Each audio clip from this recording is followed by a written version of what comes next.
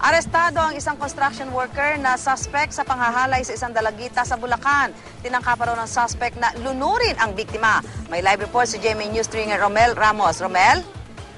Susan, bakas pa sa layag ng 16 na taong gulang na biktima na itago sa pangalang Jane ang higpit ng pagkakasakal habang siya ay ginagahasa sa loob mismo ng kanilang bahay sa barangay Kaypiang, San Jose del Monte, Bulacan. May mga pasa at sugat din si Jane sa iba't ibang bahagi ng katawan. Itong Biyernes ng hating gabi, dumaan sa bubungan at persang pinasok ng construction worker na si Kevin Montañez alias Bugoy ang bahay ng biktima upang pagnakawan. Ngunit nakita daw ng suspect ang biktima habang natutulog at agad na kiniladkad sa banyo. Dito raw naganap ang panggagahasa at tangkang paglunod sa biktima. Inakala raw ng suspect na patay na ang biktima at mabilis na itong tumakas.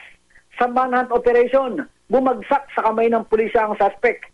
Nagsisisi raw ang suspect sa kanyang ginawa. Bukod kay Montañez, arestado rin si Rachel Kahana na pinagbentahan ng mga ninakaw na cellphone. Si Montañez ay nahaharap sa kasong rape, robbery with physical injuries, illegal possession of deadly weapon, and violation of Omnibus Election Code. Samantalang si Kahana naman ay nahaharap sa paglabag sa anti-fencing law. Susan? Maraming salamat, Romel Ramos.